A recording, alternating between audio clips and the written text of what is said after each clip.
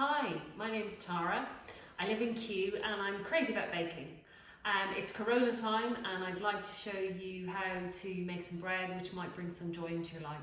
I know, you'll say, yeah, you want to make bread but there's no flour anywhere. Well, with a bit of ingenuity you might find some. I found some strong bread flour at Maids of Honour in Kew, which is a local tea house and place where they do takeaways of cakes. I should be able to find some hopefully in the next while, or if not, hold on to this video, maybe you can do it later. Right, so first of all, I have bread flour. You need strong bread flour to make bread.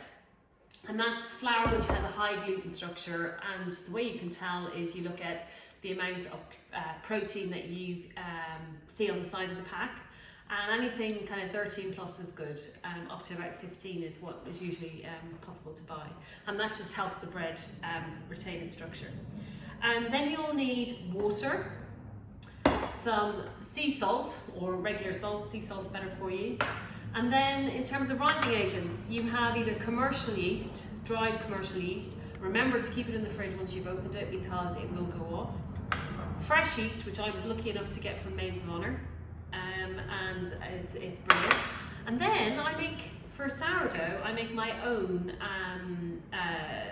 version of yeast, which is basically a starter, and it's a mix of bread and flour and water that ferments over a period of time. You have to feed it and look after it. It's a living thing, and some people have them for like about 100 years. Then you need some oil to basically grease the bowl you're using.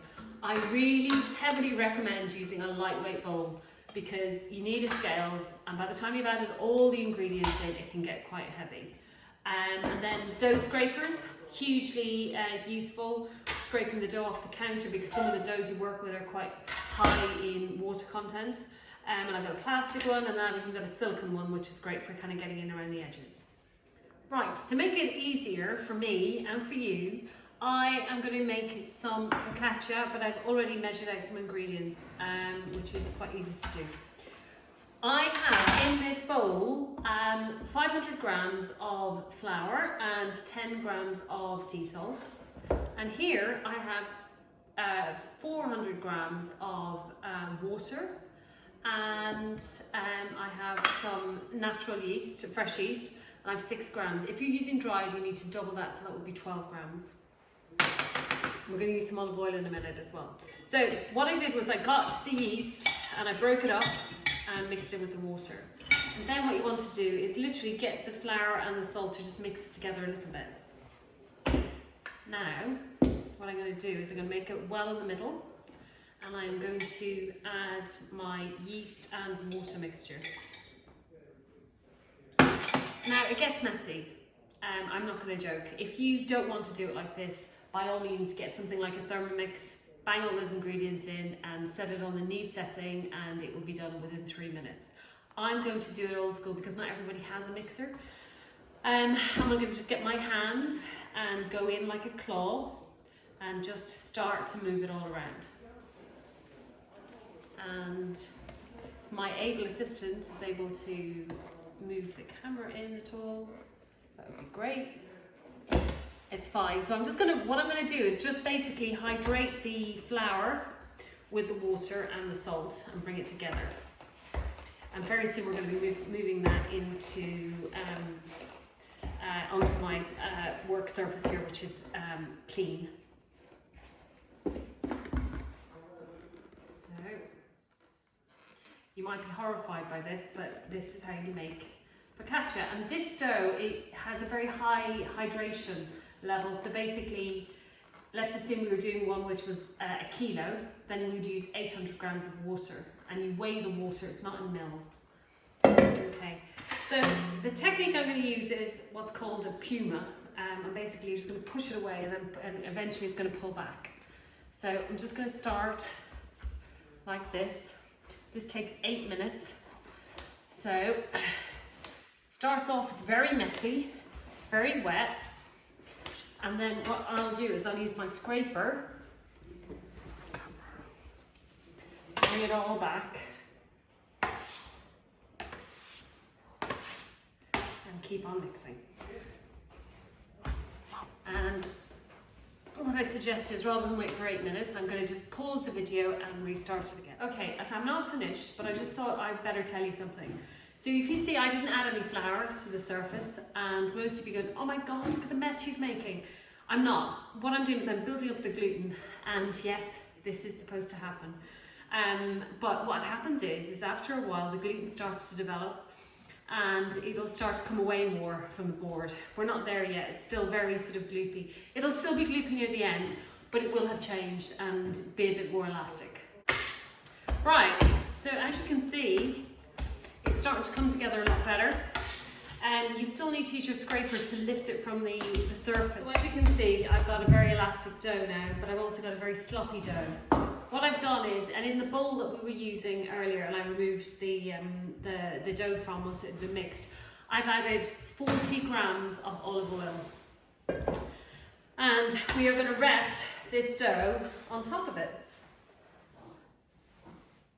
Now, what I'm going to do is get as much of this off my hands as I can, and I apologise, it is a messy business.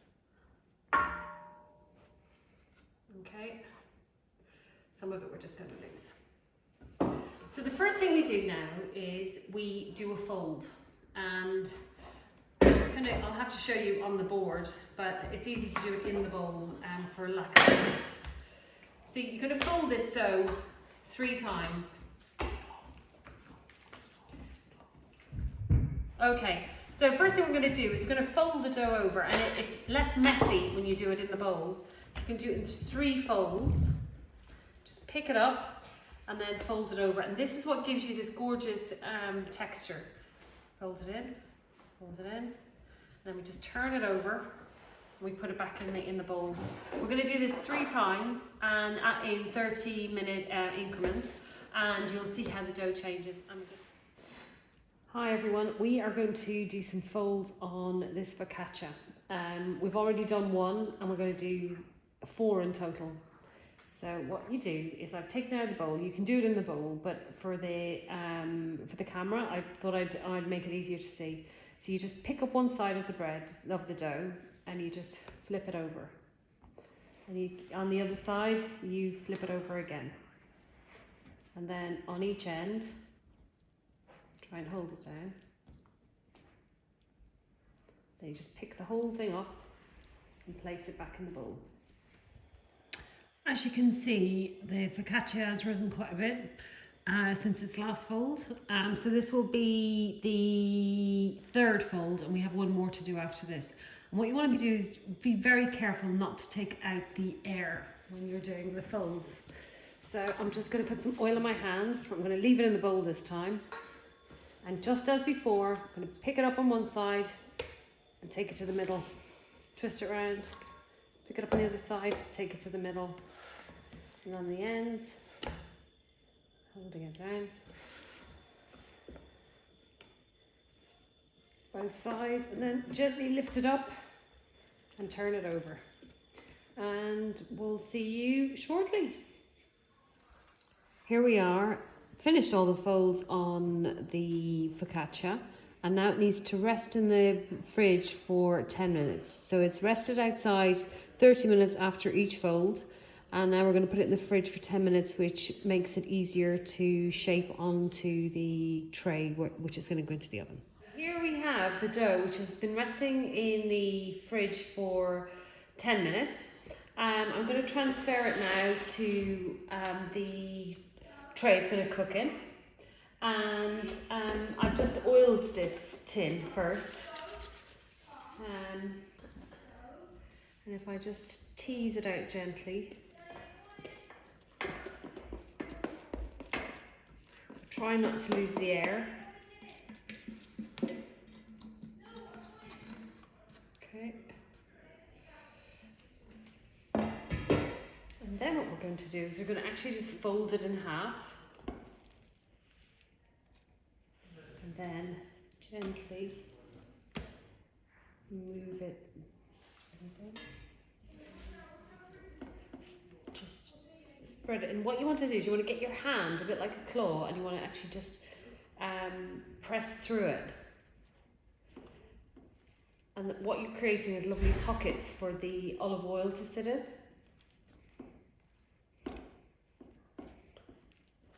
Just trying not to lose too much air. And spreading it out as far as I can into the corners.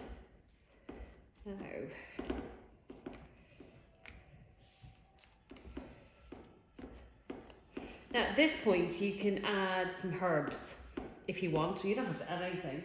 I'm adding a tiny bit of rosemary that I got from the garden. We don't have much at the moment. My plants are a bit on the bare side, so I'm hoping I have enough here to make it worthwhile putting this on the top.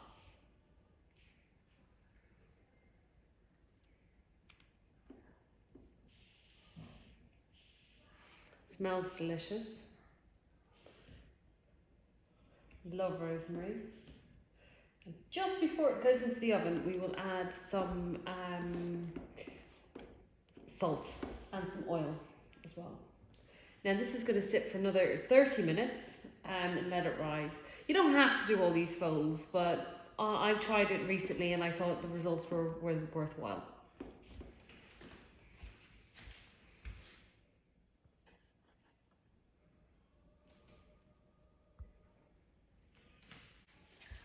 Now just before it goes for its final rest, I'm just going to add the olive oil instead of covering it, and this will help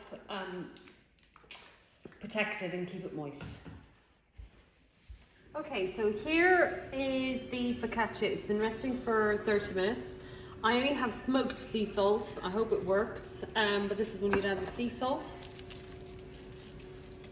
Okay, well here is the focaccia. It's out of the oven.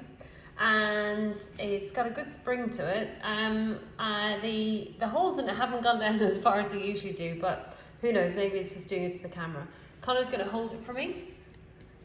Hold my camera, that is, while I go and find the knife. And Connor holds it down towards the bread. It's straight out of the oven. You probably should leave it for a bit. Look at that. Pretty decent.